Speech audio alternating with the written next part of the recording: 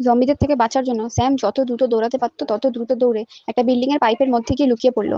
শেষ পর্যন্ত সে জম্বিদেরকে ফাঁকি দিতে সফল হলো এবং ছাদে উঠতে শুরু করলো। সে নিজের ফোনটা বের করলো এবং পুলিশকে কল করার চেষ্টা করলো, কিন্তু সরকার ইতিমধ্যে সেই এলাকাটিকে লকডাউন করে দিয়েছিল, তাই কোনো নেটওয়ার্ক ছিল না। এখন তার কাছে একটাই উপায় ছিল, নিজেই নিজের বাঁচার চেষ্টা করা। কিছুক্ষণ পরে সে পাইপের ওপরে পৌঁছে গেল, কিন্তু সে ঢাকনাটিকে জোরে আঘাত করলো, যার ফলে একটা বড় আওয়াজ হলো। আর সেই আওয়াজ শুনে আশেপাশে জম্বিদের দৃষ্টি তার দিকে চলে এলো। তাদের ভয়ঙ্কর গর্জন শুনে স্যামের শরীর ঠান্ডা হয়ে গেল, কিন্তু তখন তার মনে পড়লো যাকে সে পছন্দ করতো সেই মেয়েটি এখনো ক্লাসরুমে তার জন্য অপেক্ষা করছে।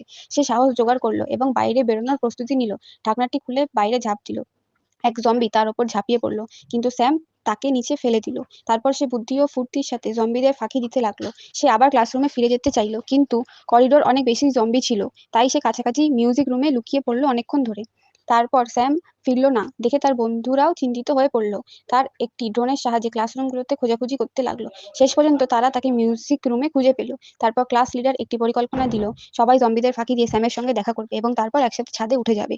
সেখানে রেস্কিউ হেলিকপ্টার আসবে, কিন্তু স্কুলের চারপাশে জম্বি ছিল, তাই চোখ বুজে এগিয়ে যাওয়া প্রায় অসম্ভব ছিল। তখন ক্লাস লিডারের মাথায় একটি বুদ্ধি এলো। সে ব্রেডকাস্ট রুমে গেল এবং স্কুল বিল্ডিং এর ডান পাশে সব স্পিকার অন করে দিল। সেই আওয়াজ শুনে সব জম্বির সেই দিকেই ছুটে গেল। এতে গ্রুপটি বাম পাশে সিঁড়ি দিয়ে স্যামের কাছে পৌঁছানোর একটি সুযোগ পেল। কিন্তু সেই আওয়াজ আরো ভয়ঙ্কর কিছু কিছুকেও জাগিয়ে তুললো, স্কুলের সেই বুলিকে, যাকে কিছুক্ষণ আগে একটি জম্বি কামড়ে দিয়েছিল। কিন্তু সে সাধারণ জম্বি হলো না, বরং একটি শক্তিশালী নতুন ধরনের জম্বি হিউম্যানে পরিণত হলো। সে উঠেই প্রথম কাজ করলো স্যামকে খুঁজে বের করে প্রতিশোধ নেওয়া। যখন করিডোরে জম্বিদের থেকে খালি হলো, তখন স্টুডেন্টরা চুপচাপ ক্লাসরুম থেকে বেরিয়ে এলো স্যামকে খুঁজতে। কিন্তু তারা আশা করেনি যে একটি জম্বি এখনো রয়ে গেছে। সবাই খুব সাবধানে দেওয়ালের গা ঘেঁষে চলছিল।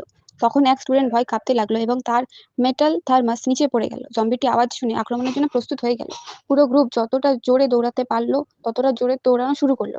একজন ক্লাসমেট পেছনে থেকে গেল জম্বিটিকে আটকাতে। জম্বিটি তাকে মাটিতে ফেলে দিল। তখন সেই মিউটিটে স্কুল বুলিটি এসে তাকে বাঁচালো।